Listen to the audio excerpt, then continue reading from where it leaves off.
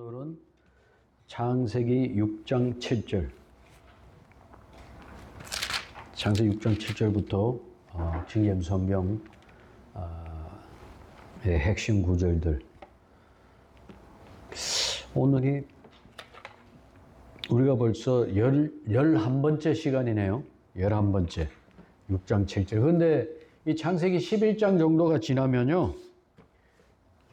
굉장히 막 점프를 해서 구약이 끝나는 게 뭐 금방금방 갑니다, 이제.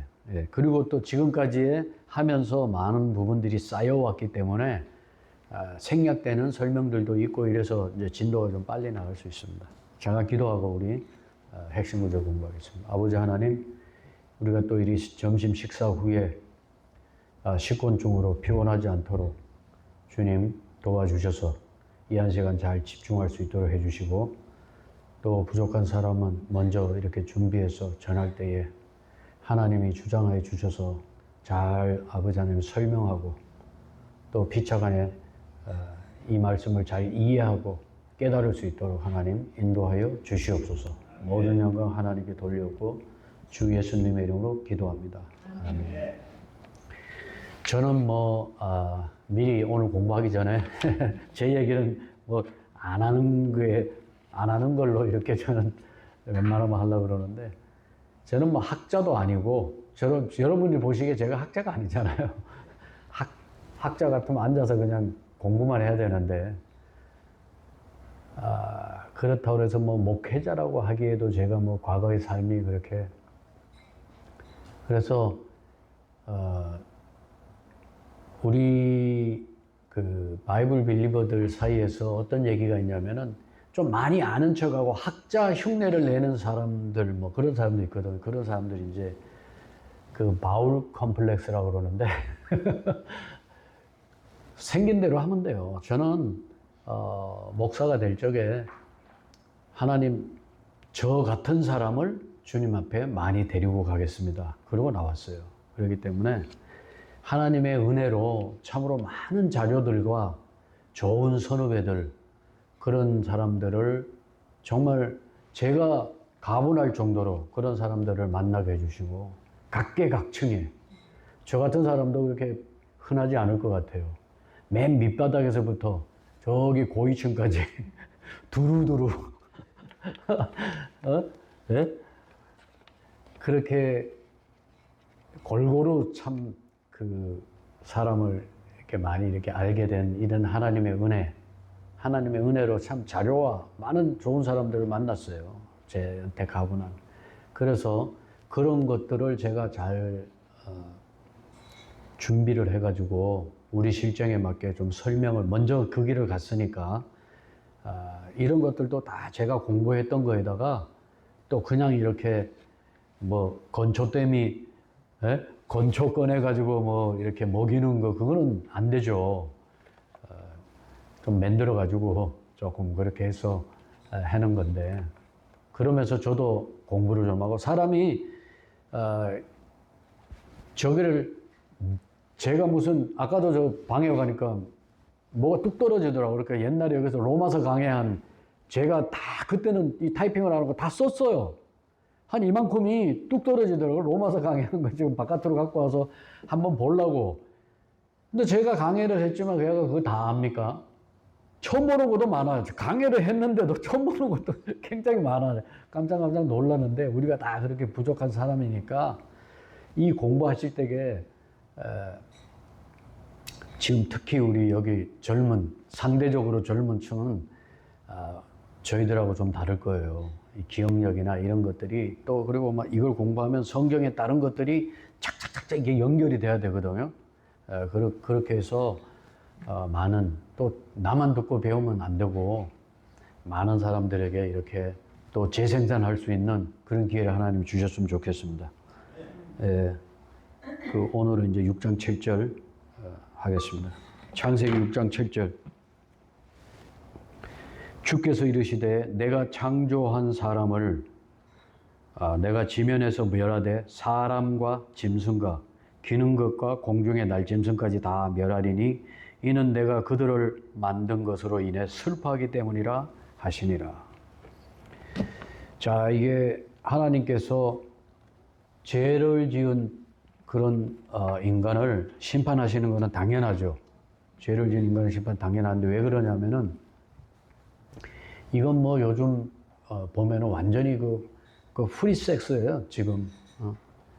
지금 뭐 하늘에서 이 땅에 내려와 가지고 완전히 이 땅의 문화가 너무나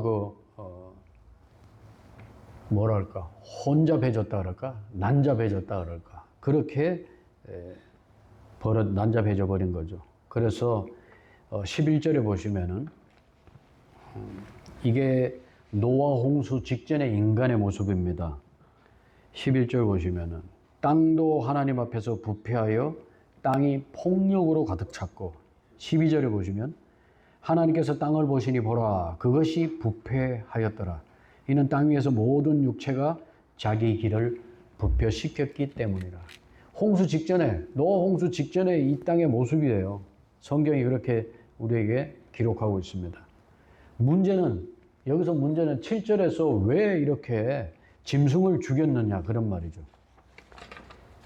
이게 참 오늘 이게 참 오전에는 얘기하기 좀 그런 주제였는데 오후에는 뭐 우리가 뭐 좀 깊은 얘기도 하고 그러니까 이게 왜 짐승까지 죽이냐 하면은 이 천사들이 이 땅에 내려와 가지고 지금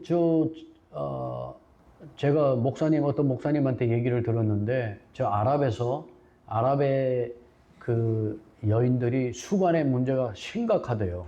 수간. 예.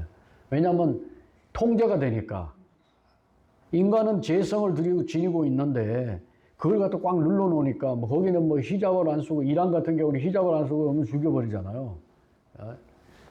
그래가지고 뭐 지금 이제 거기를 좀 친미 국가를 좀 만들기 위해서 지금 저런 작업도 하고 있는데 하여튼 지금 뭐 동영상을 하니까 정치 얘기도 좀 조심하고 뭐 말 같은 것도 조금 좀 옛날처럼 그렇게 하지 말고 뭐 이런 여러 잔소리를 제가 좀 들었어요. 그래서 뭐 좋게 하자고 그러는 거니까 뭐 그런 건 들어줘야죠. 어떡하겠어요. 뭐 우리끼리만 있을 땐 문제가 안 되는데 뭐 그래서 다른 분도 혹시 볼 수가 있다 그러면은 뭐 우리 하는 것처럼 하면 안 되겠죠. 우리가 다 서로를 다 알고 하지만 갑자기 처음 듣는 사람한테 여기 수간 그대로 하면 그 사람은 이상할 거라고 그런 의미에서 좀 조심을 하려고 그러는데 제가 그런 게 잘 안 돼가지고 참 문제네요.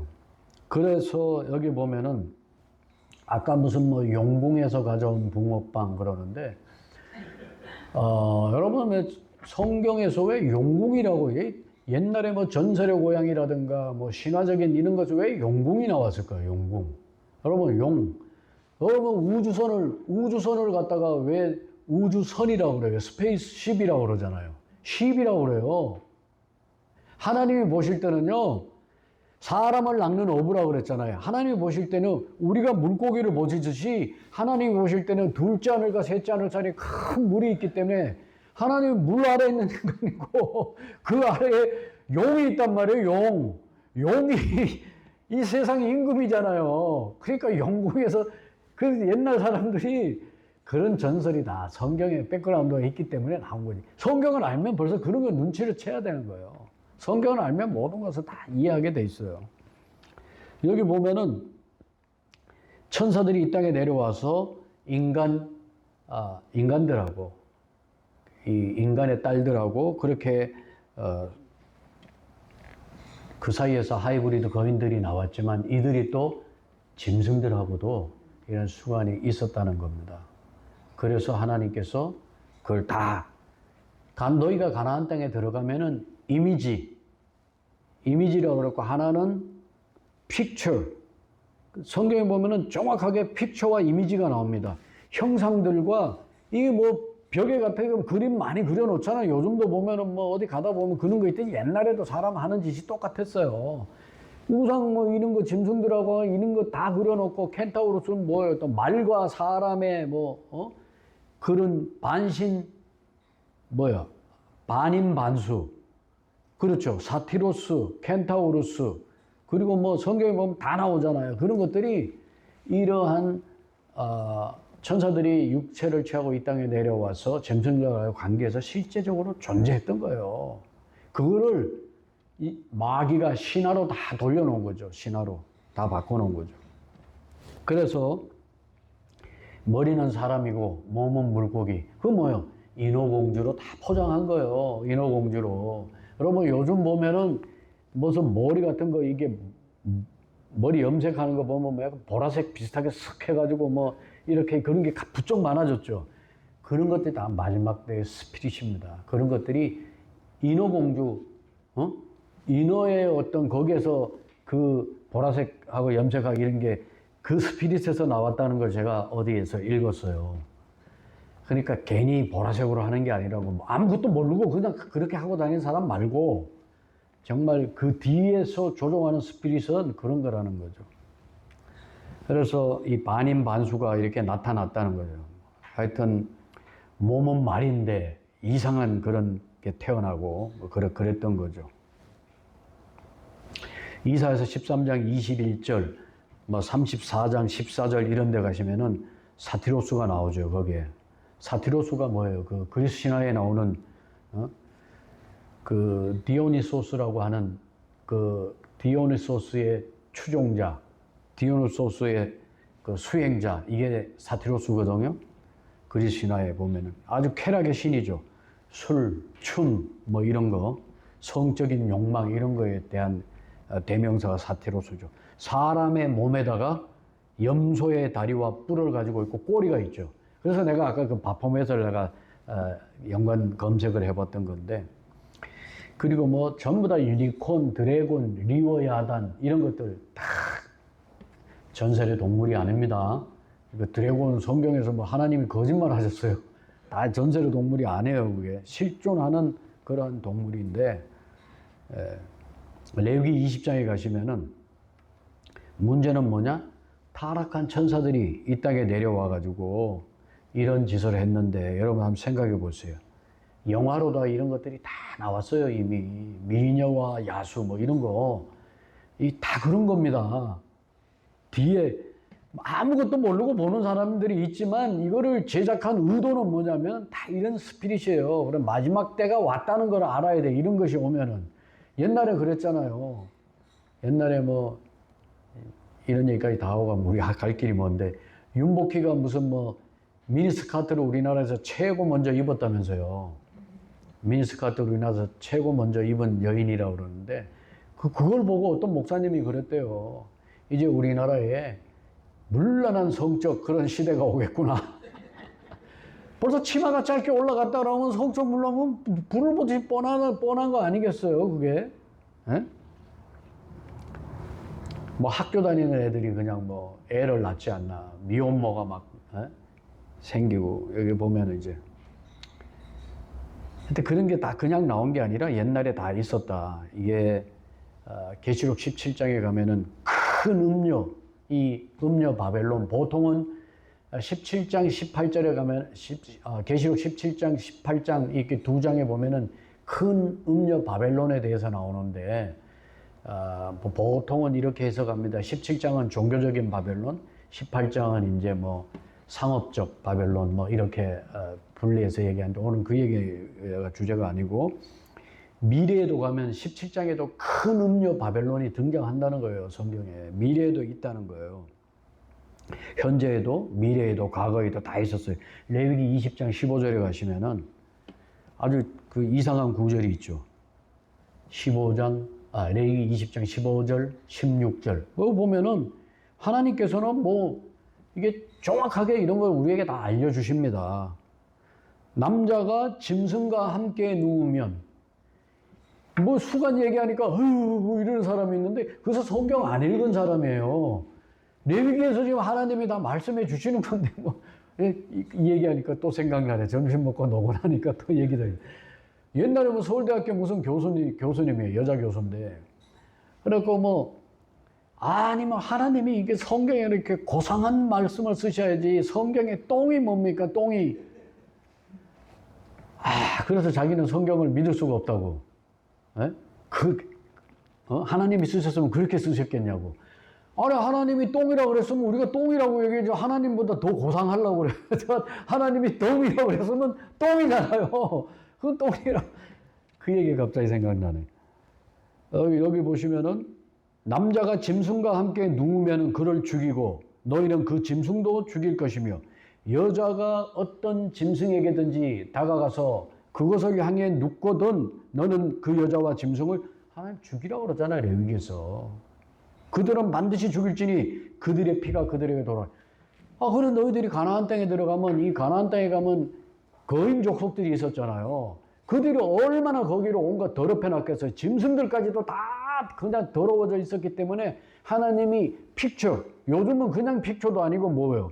무빙 픽처야. 그냥 픽처만 봐도 사람이 그냥 거기에 미혹당하는데, 이거 그냥 무빙 픽처. 이거 소위 말해서 그게 야동이잖아요. 동영상. 거기에다가 이미지 만들어 놓고 그거 보고 맨날 그냥 이 오벨리스크 이런 게 다 그런 거예요. 전부 다. 남자의 성기잖아요. 그게 우리가 이거 알지만은 그거를 갖다가 어디에 걸 갖다가 뭐 뉴욕에다 갖다 놓고 뭐 이게 그거를 세계로 움직이는 애들이 그런 짓을 하는 거죠. 사람들은 그것도 모르고 그냥 거기 앞에 사진 찍고 그러지만은 알고서는 그런 걸 못 하는 거죠.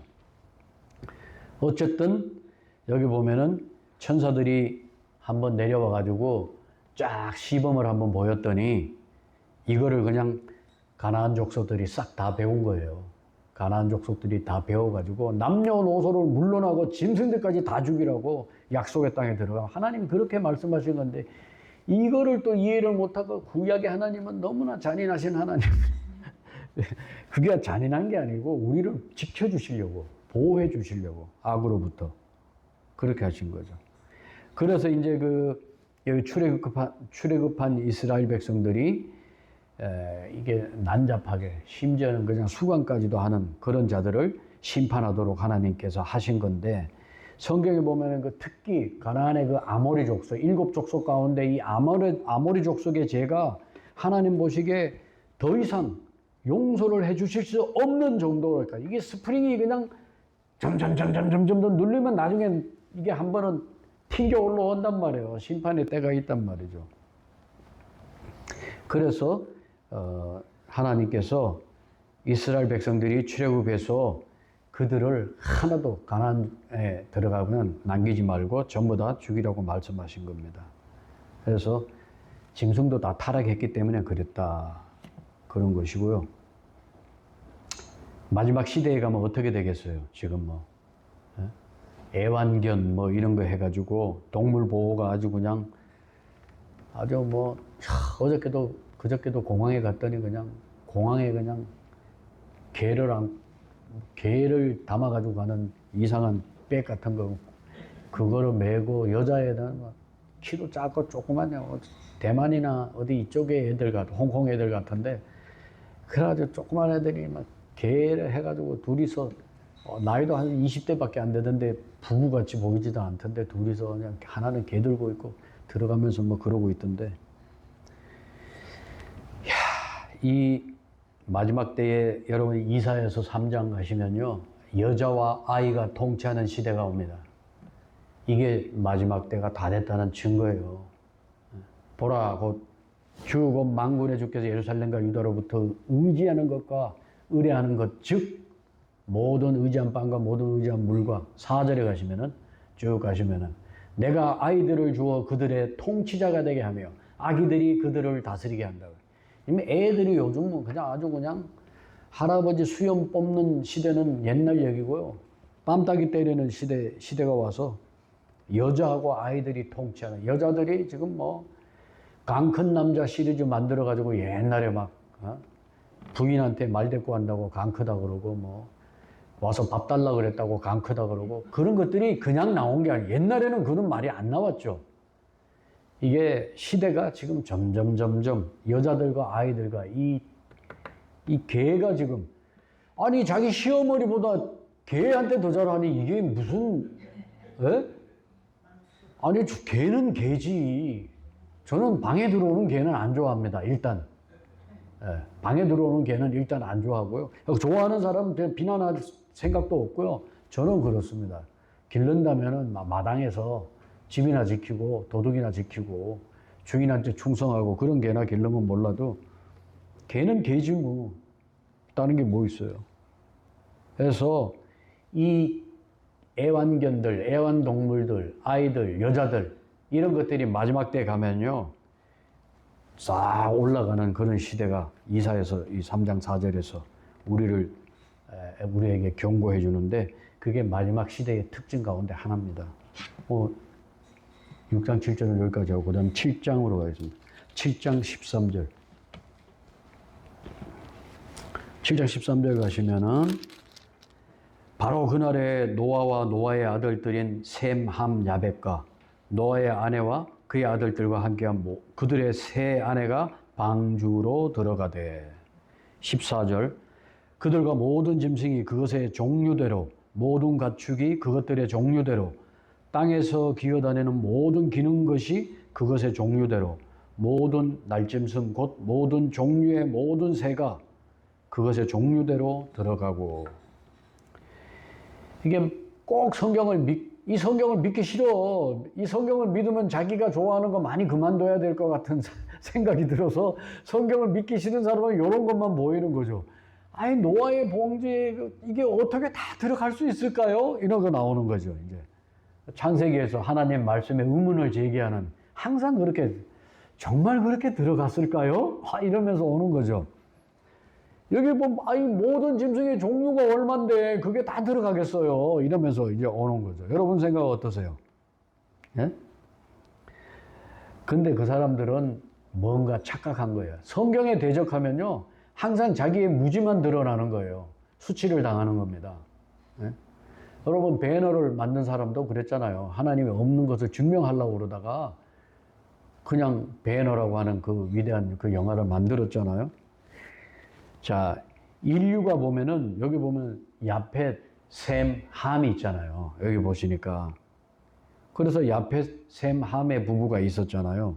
이 여섯을 통해서 모든 인류가 다 나온 거예요. 여기에서. 그렇죠. 야벳 같으면은, 로마족, 라틴족, 슬라브족, 거기 보면 게르만족, 온갖 족속이 다 있을 거 아니에요. 야펫은. 예? 그리고 셈족은 우리 중국, 일본, 한국 이런 거 다 해가지고 함족도 저기 아프리카 그쪽으로 다 마찬가지로 그런 거죠. 이 모든 인종들은 딱 그 세 개잖아요. 몽골족, 니그로족, 그 다음에 코카서스라고 해요. 코카서스족. 이렇게 백인종이죠. 코카시아는 백인종. 요 셋에서 동물도 마찬가지예요. 동물도 세 개의 과, 이게 패밀리라고 그러잖아요. 거기에서 다 나왔다는 거죠. 무슨 얘기냐면은, 이 셈, 함, 야펫, 세 쌍 부부에서 그것만 있으면 모든 종이 다 나온다는 얘기예요. 유전학적으로. 다시 말해가지고, 여러분 개를 볼 때 수많은 개가 있잖아요. 수많은 개가 다 있지만 그 개가 방주 안에 다 들어갈 필요는 없다는 얘기예요. 그렇잖아요. 개과에 속한 거 6개만 들어가면 되는 겁니다. 그러면 모든 종류가 다 나오는 거예요. 모든 종이 다 나온다. 생물학적으로도 아무런 문제가 없고, 이 사람들이 성경이 틀렸다고 생각할 때 이런 구절을 가져와가지고 얘기한다는 거죠. 예? 세 개의 패밀리, 그것만 있으면 다 되는 거예요. 몽골 같은 경우는 우리 황인종이잖아요. 우리 황인종. 그 다음에 니그로, 그 다음에 황인종, 흑인종, 백인종 이렇게 이 세 가족만 들어가면 모든 지상의 인류가 다 나온다. 그러니까 그런 하나님의 말씀은 좌우의 양날선 어떤 예리한 검보다도 예리하다 그랬으니까 쓸데없는 거 가지고 와가지고 성경이 틀렸다고 그러다가는 그 말씀의 칼에 자기가 베어지는 거예요. 8장 7절 보겠습니다. 8장 7절. 왜 목사님 마음대로 7장에서 8장으로 갑니까? 저한테 그런 얘기 하시지 말고. 핵심 구절이라고 이걸 해놓은, 약 한 500여 구절을 해놓은 그거를 제가 보고 살을 붙이고 뺄 건 빼고 우리 실정에 맞게 이렇게 해서 설명해 드리는 거기 때문에 제가 뽑은 게 아니니까 저한테 하지 마시고. 예. 8장 7절. 이게 8장 7절이 왜 중요하냐면 성경에 처음 나오는 새는 뭐냐? 까만 새예요, 까만 새. 하얀 새가 아니라 성경에 맨 처음에 나오는 새가 까만 새인데 그 다음에 나오는 새가 흰 새예요. 그렇죠? 흰 새는 성경을 상징하잖아요. 까마귀는 성경에서 중요한 의미가 있어요. 왜냐?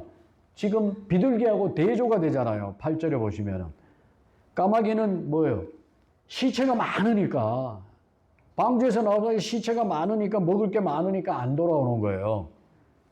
죽은 거 보고 거기 같이 지내는 거예요. 근데 비둘기는 뭐예요? 더러운 거는 같이 있을 수가 없어. 그러니까 비둘기는 돌아온 거고 까마귀는 안 돌아온 거죠. 나중에 우리가 알겠지만은 여러분들이 우리 주님께서 마태복음이나 이런 데 하늘의 왕국 비유, 소위 말하는 천국 비유에서 새들이 큰 나무에는 새들이 깃든다고 그랬는데 그 새들을 뭐라고 해석해 주십니까? 마귀, 악한 영들을 새들로 우리 주님께서 그렇게 말씀해 주신다. 하얀 새는 비둘기, 이거는 성령을 상징하고 그래서 예수 그리스도께서는 비둘기 같은 눈을 가지고 있다고 솔로몬의 노래, 아가서 5장 12절에 가시면은 우리 주님께서는 비둘기 같은 눈을 가지고 있다. 솔로몬의 노래, 즉 아가라고 하는 건 노래들 중에 노래라고 하는 뜻이 아가입니다.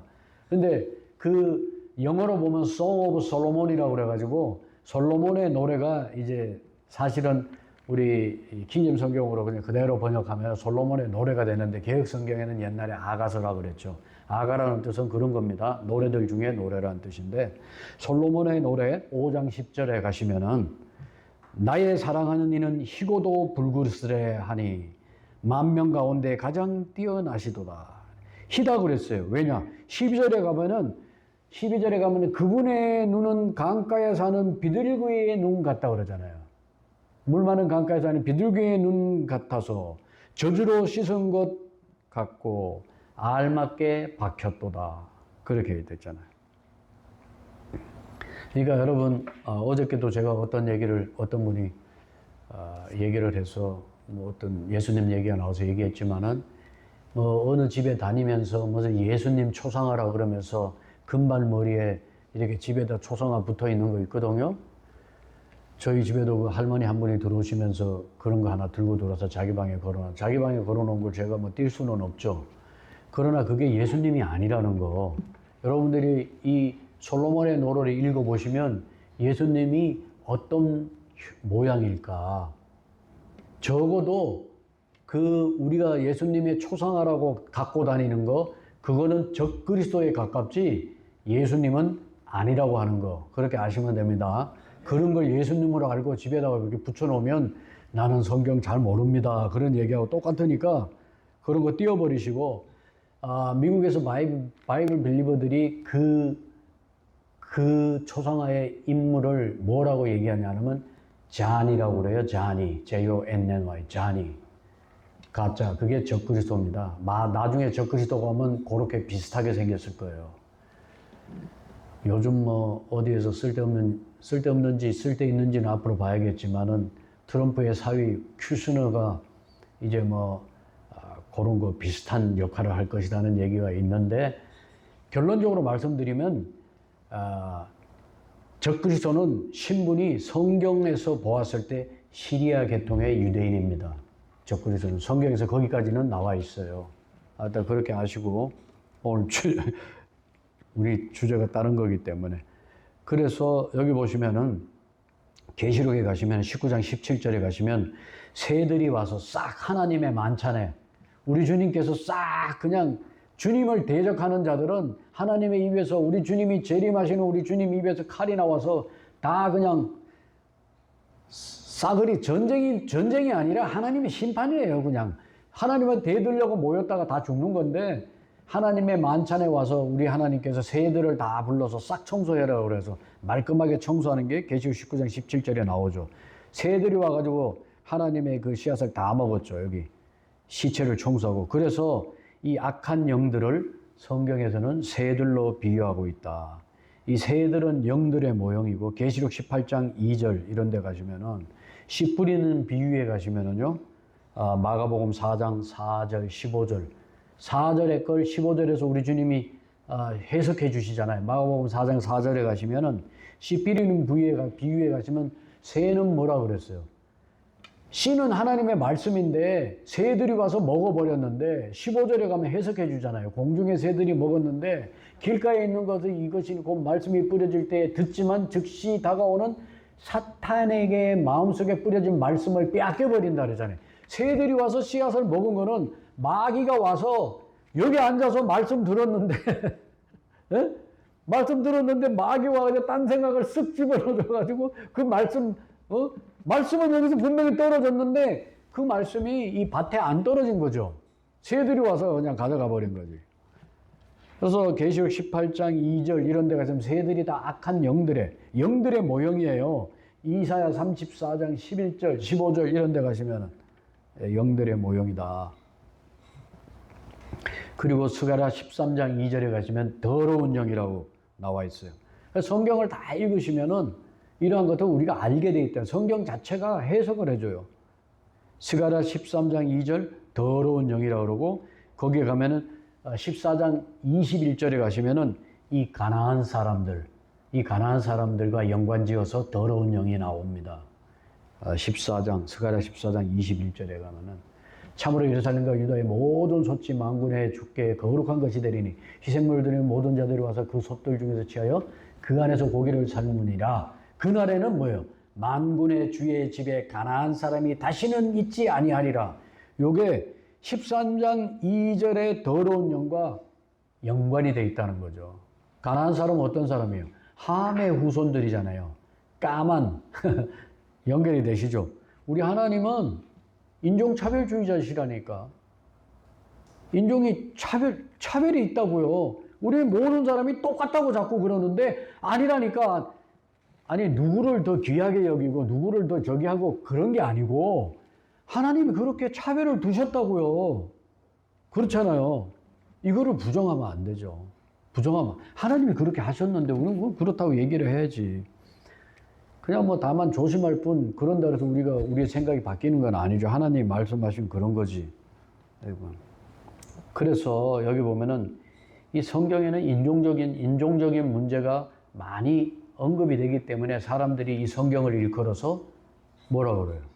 인본주의자들이 증오문학이라고 그러는 거예요. 이 성경을 갖다 증오문학 그렇게 얘기하는 거예요. 이 가나안 사람들은 이 악령, 새들과 연관이 되어 있다고 스가랴서에서 우리에게 가르쳐줘. 검은 새. 결국은 뭐냐면 하나님은 언제라도 악과 선, 옳고 그름, 악한 영과 거룩한 영, 빛과 어둠 이런 걸 철저하게 나누시는 분이에요. 하나님은 나누시잖아요. 창세기서부터는 처음부터 나눠요. 그분은. 그러니까 저는 캐나다에서 그걸 배웠는데 캐나다와 같은 그런 사회 이 국가 시스템을 모자이크 시스템이라고 그래요. 모자이크 시스템. 근데 우리 미국은 뭐예요? 멜팅팟이라고 그러잖아요. 성조기 안에서 다 아래에서 다 하나가 되는 거야. 시커멓든 뭐든 다 하나가 되는데 캐나다는 안 그래요. 나는 그게 성경적이라고 봐. 왜냐하면 서로 문화가 다르고 자라온 방식이 다르고 전통이 다른데 어떻게 하나를 섞어. 따로따로 존중해주고 너희들끼리 그거 지키면서 잘 살고 서로 사랑하고 살아. 그리고 또 모여서 서로 존중하고 같이 잘 살아야 된다. 이거요. 교회도 마찬가지예요. 교회도. 획일적으로 교단을 만들어가지고 위에서 그냥 찍어 눌러가지고 우리 교단은 이 성경 써. 우리 교단은 돈 얼마씩 인두세라고 그러잖아요. 교회가 크면 돈을 더 많이 냅니다. 교단은. 사람 하나당 얼마씩 해서 총회에 상납금을 내거든요. 그러면 큰 교회는 많이 내요. 그런데 큰 교회에서 돈을 많이 내니까 큰 교회가 떨어져 나갈까봐 큰 교회한테는 말을 잘 못하는 거지. 이상하다 싶으면 뭐하고 연결됐다고 그랬어요. 그러나 여러분 미국에서 이 서든 베프티스트라고 할 때 침례교는 우리나라 장로교나 감리교 같은 그런 교단으로 생각하시면 안 돼요. 침례교는 그 교단이 아닙니다. 침례교는 왜 그럼 그게 있습니까? 선교 같은 거 하고 우리가 이런 성경을 갖다가 뭐 사업을 한다든가 이런 게 할 때는 힘을 다 모아서 해야 되기 때문에 이 남침례라고 하는 그게 있는 거지. 침례교는 기본적으로 그 개교에서 목사도 다 세우고 그 개교에서 신학원도 세워서 학교를 가르치고 다 하는 거지. 저기에서 나와가지고 뭐 어떻게 하라 그렇게 못합니다. 달라요. 한국의 장로교나 감리교 이런 거하고 달라요. 이게 남침례교 그러니까 교단인 줄 알아. 천만의 말. 한국과 같은 그런 교단은 아니라고 하는 거. 그럼 침례교, 우리는 남침례는 아니지만 침례교에 대해서 이 정도는 기본적인 거 알고 계셔야 된다는 거죠. 하나님께서는 인종에 있어서도 이게 철저하게 나누는 거예요. 이 가나안 사람이라 할지라도 개인적으로 예수 그리스도를 믿으면 구원받는 거예요. 개인적으로는 그렇지만 뭐예요? 그 민족적으로, 국가적으로는 일반적인 거 있잖아요. 일반적으로 그렇다는 얘기예요. 그러나 어느 누구든지 개인적으로는 어디에 있든지 예수 그리스도를 믿으면 구원받는 거는 거기에서는 저기가 없어요. 차별이 없어요. 누구든지 예수님 믿으면 구원받는, 유대인이든지 이방인이든지 간에. 그래서 구원받고 안 받고 그런 얘기를 하는 게 아닙니다. 인종의 특징과 그들의 그 장래에 대해서 하나님께서 예언을 하셨다면 우리는 그것을 바꿀 수가 없어요. 예, 바꿀 수가 없는 거고 하나님이 예언하신 그대로 성취될 수밖에 없는 겁니다. 그래서 그리고 당신들은 왜 자꾸 흑인에 대해서 부정적으로 얘기하냐? 아니 내가 부정적으로 얘기하는 게 아니라 하나님께서 성경에서 흑인에 대해 가지고 부정적으로 말씀하신 그 사실만 얘기하는 거라니까. 요즘 뭐 언제부터 요즘 팩트라는 말을 많이 쓰네. 팩트만 말씀드리는, 하나님이 말씀하신 팩트만 그냥 저는 말씀드리는 거예요. 우리가 그런 생각을 가지고 있는 게, 하나님께서 뭐라고 흑인들, 특히 가나안, 이 가인도 저주하셨잖아요. 가인도 저주하셨는데, 가인을 저주하셨기 때문에 그 저주한 후손들이 실제 역사에서 보니까 하나님의 말씀 그대로 행동하더라 이거예요. 어쩔 수가 없죠. 여기 보면 니므롯이, 구스의 아들 니므롯이, 여기 보면 이디오피아인이거든요. 그런데 이 니므롯으로 말미암아서 전체 이방인들이 모두 모여 하나님을 떠나가지고 우상 숭배를 했잖아요. 그렇다면 얼마나 그 이디오피아인은 얼마나 큰 죄인입니까? 그런데 하나님께서 역으로 뭐예요? 이디오피아를 복음화시키기 위해서 어떻게 했어요? 빌립을 통해 가지고 이디오피아 내시에게 복음, 아프리카에서 유일하게 기독교 국가, 지금은 엉망이겠지만은, 예? 어떻게 보면 참 하나님은 참 뭐예요? 이디오피아인이 온 이방인들을 이렇게 하나님을 떠나게 하셨으니까 이디오피아인을 통해서 복음을 전하신 게 아닌가. 야, 니므롯이 온 세상을 다 바벨론화 시켰잖아요. 그래서 하나님께서 또 빌립을 통해서 긍휼을 이디오피아 내시에게 베푸셨는지도 모르죠. 어쨌든 아프리카에서 유일하게 기독교 국가로 남아있는 그 나라잖아요. 그 다음에 창세기 9장 1절 보겠습니다. 하나님께서 노아와 그의 아들들에게 복을 주시며 그들에게 이르시되 다산하고 번성하여 땅을 가득 채우라. 여기 창세기 1장 28절에 아담에게 주셨던 그 하나님께서 말씀하신 그 사명 또는 명령이 여기 9장 1절에 또 나오죠. 요 문제는 또 얘기가 굉장히 길입니다. 왜냐하면 리플레니시라고 하는 거예요. 리플레니시라고 할 때는 다시 채우라. 우리가 알다시피 리라고 하는 건 어게인이잖아요. 다시잖아, 다시. 다시 채우라고 그랬는데 언젠가도 언급을 했기 때문에 오늘은 뭐 그 길게는 말씀 안 드리는데 우리 그 사랑침례교회 정동성 선생님이 옛날에는 우리하고 같은 이제 재창조 이론을 믿었었어요. 이론이 아니고 재창조라고 믿어요. 우리는 이론이 아니고 말씀이라고 믿는데 뭐 창조과학자들하고 어울리고 난 이후부터는 이 리플레니시를 뭐 옥스퍼드 사전이 어쩌고 저쩌고 그러면서 이제 뭐 변천이 돼가지고 뭐 다시 채우라가 아니라 가득 채우라 뭐 이런 걸로 여기는 뭐라고 번역했는지 모르겠는데 가득 채우라고 그랬죠. 그런데 리플레니시라고 그러면은 다시 채우라라고 돼 있는 건데 여기는 가득 채우라고 요걸 고쳤어요. 옛날에는 같이 제가 한국에 있을 때만 해도 같았어요. 그랬는데 어쨌든 아담 이전에 누군가가 이 지상을 채우고 있었기 때문에 아담에게 다시 채우라 하나님이 그러셨거든요.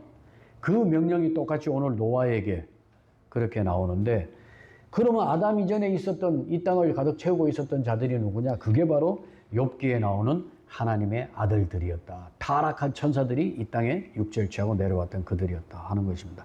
자, 그 다음에 9장 6절로 가시면은 9장 6절. 누구든지 사람의 피를 흘리는 자는 사람에 의해 자기 피를 흘리리니 이는 하나님이 자신의 형상대로 사람을 만들었기 때문이니라. 보시면은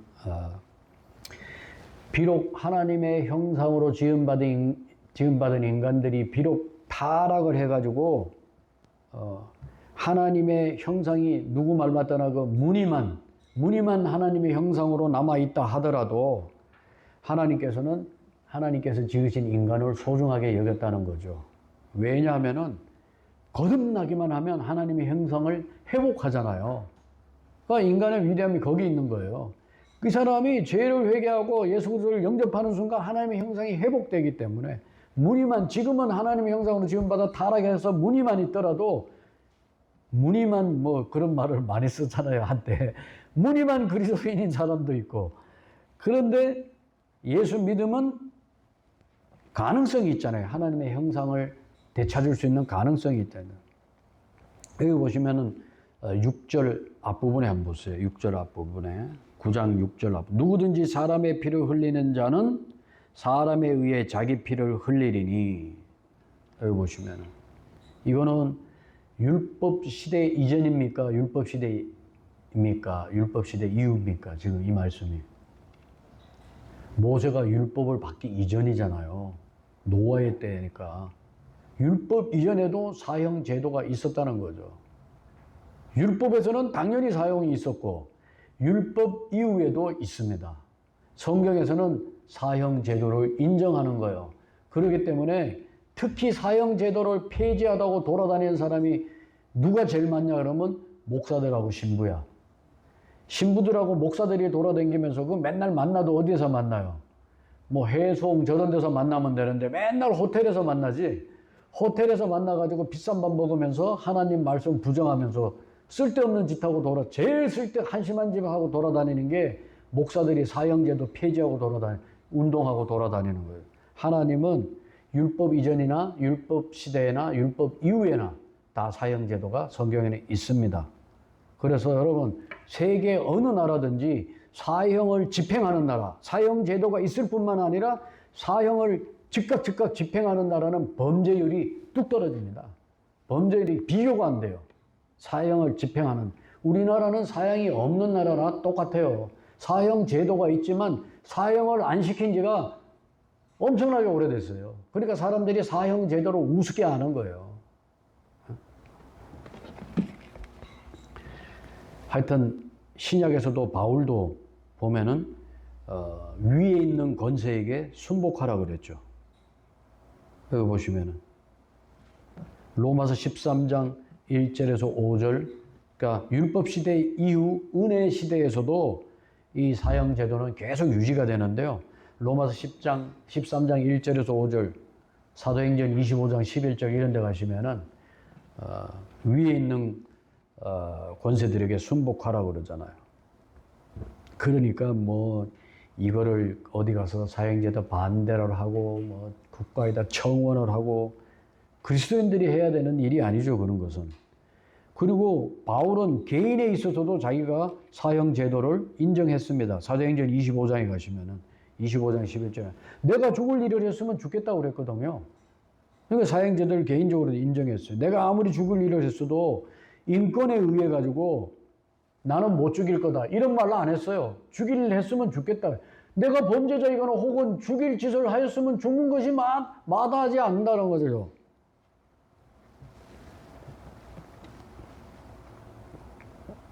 그러나 만일 이 사람들이 나를 고소하는 이 일들이 사실 무근이면 아무도 나를 그들에게 내어줄 수 없다. 그 얘기하고 있잖아요. 지금. 내가 가이사르에게 청원한다 그랬잖아요. 뭐냐, 사형제도를 그대로 받아들였다는 거죠. 지금 뭐 서양이나 뭐 우리나라 이런데, 대한민국 그런데 사형 반대를 지금 제일 앞장서는 사람들이 참 안타깝게도 신부들과 목사들이라는 거죠. 여러분, 성경에서 물론 살인하는 거와 뭐 이게 전쟁에 나가서 죽이는 거, 전쟁에 나가서 사람을 죽여야 되잖아요. 제가 어저께 부대에 갔던 그분도 전쟁에 참여해서 자기 사람 많이 죽였다 그러더라고요. 뭐 하나하나 얼굴은 기억 안 나지만 멀리서 이제 전쟁을 했으니까. 그래서 실수로 죽이는 거, 계획적인 살인, 전쟁에서 죽이는 거, 이런 건 성경에 다 구분되어 있습니다. 그런 얘기 다 들어보셨죠? 예전에도 한번 들어보셨죠? 그래서 성경에 예수님께서 살인하지 말라, 이게 여기 보면 십계명에서 살인하지 말라, kill이라고, kill, 영어로 하면 kill이잖아요. kill, 살인. 이 단어 해석을 계획적 살인하고 실수로 사람을 죽이. 예를 들어서 뭐 구약 성경에 보면 도피성이 나오잖아요. 그러면 뭐 산에서 나무하다 도끼로 나무를 하다 도끼자루에서 도끼가 빠져가지고 날아갔는데 누가 맞아 죽었다. 그래서 도피성으로 가서 피하라고 그러잖아요. 나중에 이제 거기 자기를 이제 해명할 그런 기회가 주어지잖아요. 마태복음 19장 18절에 가시면은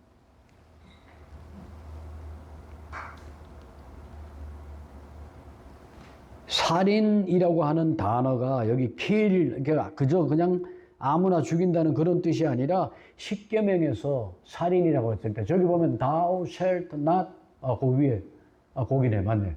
thou shalt no murder라고 되어 있잖아요. 거기 보시면은 kill이라고 했을 때는 예수님께서, 그죠? 십계명 인용하시면서 murder라고 하는 그러한 말씀을 하셨다는 거예요. 우리 주님께서. 십계명에서 살인하지 말라고, 죽이지 말라고 했던 그거는 뭐냐? 실수로 죽였다든가, 뭐 전쟁에 나가서 죽였다든가 그런 게 아니에요. 고의적으로, 계획적으로, 계획 짜가지고 죽인 거 얘기하는 거예요. 그런 거를 얘기하는 것입니다. 그거 다른 거죠. 멀더라고 하는 것은 계획 짜가지고 죽이는 거예요. 그건 멀더예요. 계획적으로. 다시 창세기 9장 6절로 다시 돌아오시면은, 그래서 이제 이것이 이제 하나님을 대적하면 안 된다. 사형제도에 대해서. 사형제도 반대 같은 거. 그리고 특별히 요즘은 그 반유대주의라, 안티세미티즘이라고 그래서 그 반유대주의 운동, 이런 거에 휩쓸리면 안 되는. 우리는 창세기 12장 1절에 가서 또 말씀드리겠지만, 아브라함에게 하나님이 언약하실 때 너를 축복하는 자를 내가 축복하고 너를 저주하는 자를 저주한다 그랬거든요. 그 말씀은 지금도 유효한 겁니다. 그렇기 때문에 아브라함의 혈통적인 후손인 유대인들을 도와주고, 미국도 마지막에는 돌아서게 돼 있어요. 성경은 그렇게 말씀합니다.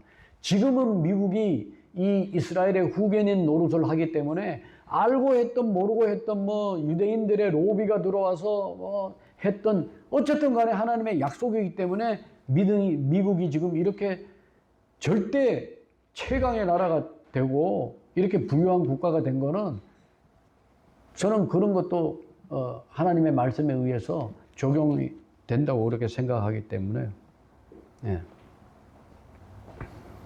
한국이나 미국 같은 이 자유민주주의에서는 종교의 선택은 자유죠. 그러나 하나님의 심판은 뭐예요? 피할 수가 없습니다.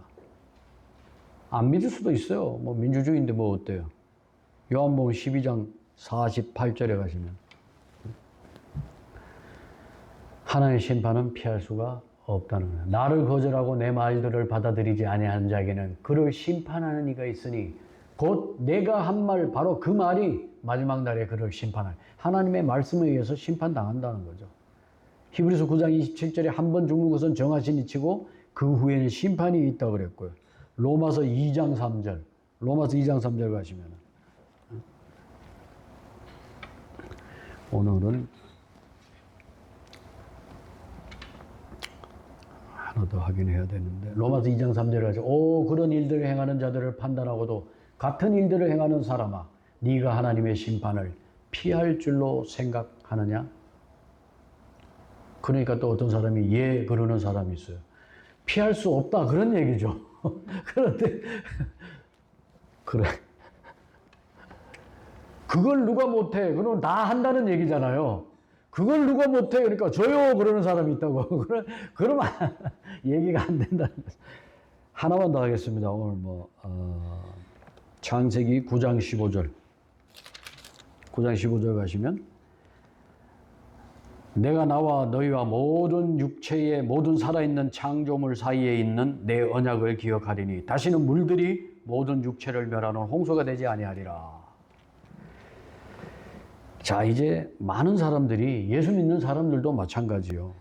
이 노아의 홍수에 대해서 이게 부분적으로 전 세계적인 홍수가 아니고 부분적이라고 이렇게 믿는 사람이 많아요. 노아 홍수에 대해서.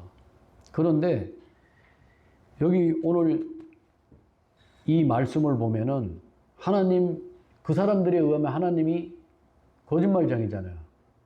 여기 보면 여기 15절에 9장 15절에 보시면 다시는 물들이 모든 육체를 멸하는 홍수가 되지 아니하리라. 모든 육체를 멸하는이라고 돼 있는데 부분적으로 하면 말이 안 되잖아요. 그런데 지금 오늘날 홍수가 얼마나 많아요. 부분적으로 했으면 하나님이 거짓말쟁이지. 지금 쓰나미도 일어나고 곳곳에 홍수가 나잖아요. 다시는 물들이 부분적인 홍수라면 지금 부분적으로 홍수가 얼마나 많이, 지금 중국에도 맨날 물난리 나고, 미국에도 마찬가지로 여기는 어떤 데는 홍수가 나고 어떤 데는 가물고 지금 그러잖아요. 이게 전 세계적인 홍수였다고 하는 것을 증명하잖아요. 하나님이 거짓말쟁이가 되잖아요. 그렇게 하면은. 노아 홍수 이후에 중국에 가면 양자강이 툭 하면 범람하잖아요. 우리나라도 홍수 많이 나고. 그런데 지상의 모든 육체를 죽이는 이런 노아의 홍수와 같은 홍수는 아직 없었기 때문에 하나님께서 약속을 지금 지키고 계신다는 거죠. 만일 어떤 사람이 전 세계적인 홍수라고, 이 노아의 홍수가 전 세계적인 홍수라고 믿지 않으면 문제가 생기는 거예요. 이사야서 54장 9절에 가면은 그 문제가 중요하기 때문에 하나님께서 이사야서 54장 9절에도 이렇게 한 번 더 그렇게 말씀을 하시는 거죠. 이것이 내게는 노아의 물들과 같으니라. 하나님이 이사야를 통해서 노아의 물들과 같으니라. 내가 다시는 노아의 물들이 땅을 덮지 못하게 할 것을 맹세한 것 같이 내게 노하지 아니하며 너를 꾸짖지도 아니하기로 맹세하였다. 그렇게 얘기하죠. 노아의 홍수가 전 세계적인 홍수였기 때문에 이 말씀을 우리가 분명히 알 수 있죠. 만일 노아의 홍수가 전 세계의 홍수가 아니었다면은 지금 전 세계 인구가 지금 얼마가 돼야 되냐. 어떤 사람이 그걸 계산했어요. 그냥 이렇게 그런 것만 또 계산 잘하는 사람이 있잖아요. 2천억이 넘는데요, 지금. 만약에 노아의 홍수가 전 세계적인 홍수가 아니었다면 2천억이 넘어야 된대요. 하여튼 우리가 하나님의 말씀을 인정하지 않으면 이렇게 스스로 올무에 빠지게 된다는 겁니다. 그래서 아무리 선하고 경건한 사람이라 할지라도 성경에 동의하지 않으면 우리는 그 사람하고 교제에 한계가 있다. 그런 말씀입니다.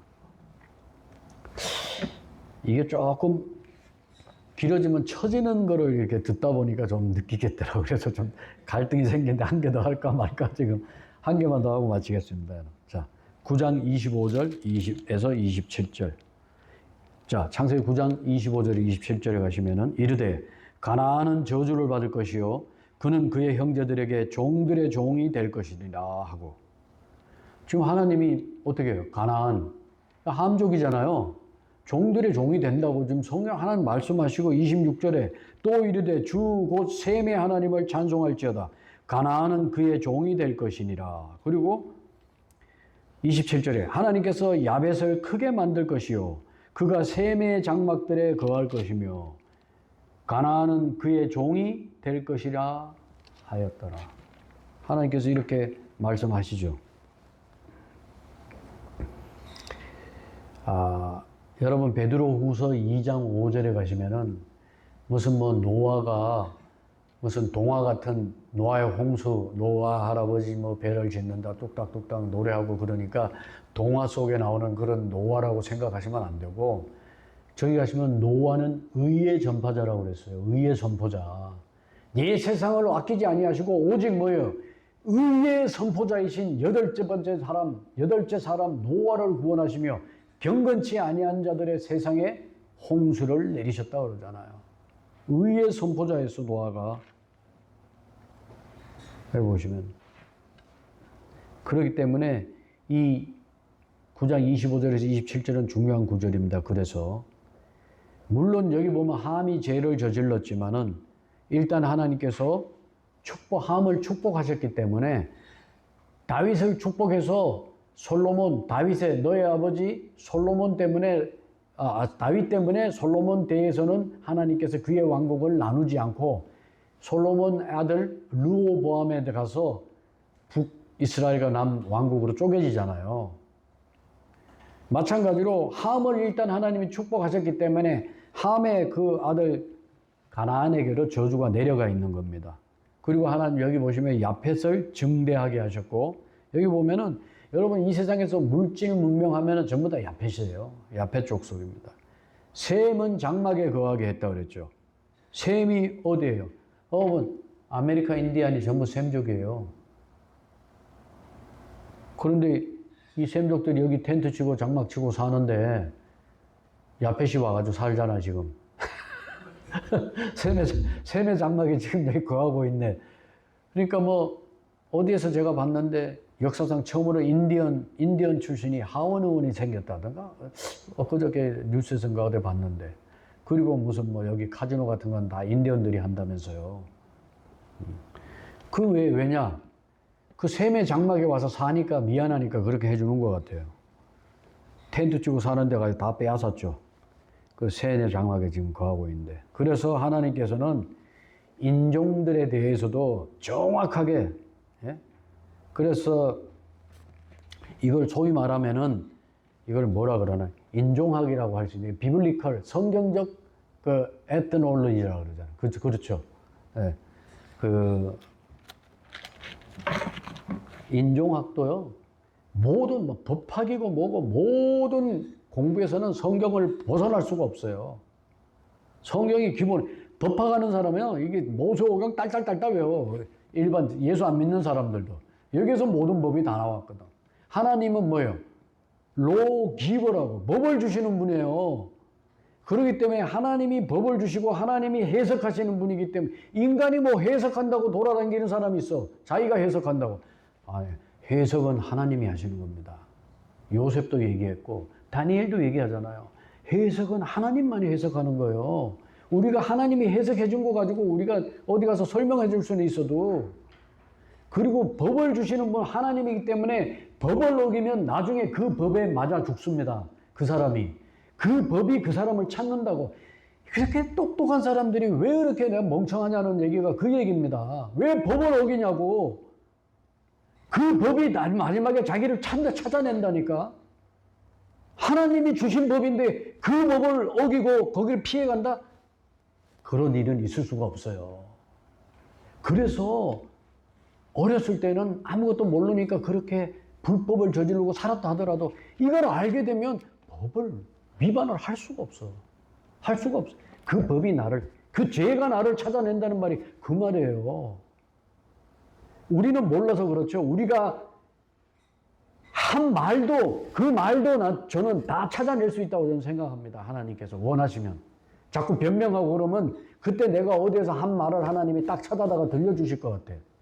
내가 여기 우회전 하다가 나 그런 사실 없다 그랬더니 비디오를 딱 보내왔더라고. 우회전하는 비디오를. 그래서 제가 그 생각했어요. 하나님 앞에 심판받을 때 변명하다가는 하나님이 그냥 비디오 보여주시겠구나. 그런 겁니다. 여기 보시면은 하나님께서 인종들에 대해서도 정확하게 그렇게, 여기 보면은 이 사람들이 여기 보면은 뭐 지금 인질 이런 것도 있잖아요. 인질 이런 거. 이 성경에 다 나와요. 창세기 가면 아브라함의 조카 롯이 사로잡혀 갔잖아요. 인질 공부하는 것도 참 성경을 봐야 돼. 거기에서 다 나오고 뭐 그렇기 때문에. 그래서 어떤 사람이 미국 사람은 참 진짜 그런 거 보면 대단해요. 인질 뭐 이런 거 왜냐하면은 테러 요원을 하려면 인질 구출해야 될 거 아니에요. 그럼 그 대테러 요원을 교육시키려면은 그 교육하는 사람이 이 성경을 알았다면은 이 성경에서 보면서 최초의 인질극은 이러면서 또 설교를 잘하거나 강의를 잘하는 사람은 그 도입부를 굉장히 세련되게 하더라고요. 내가 보니까. 맨 처음에 뭘로 딱 시작하느냐에 따라서 그 전체를 그날은 그런 거를 저는 너무 늦게 알았던 것 같아요. 멍청해가지고 너무 늦게 알았어요.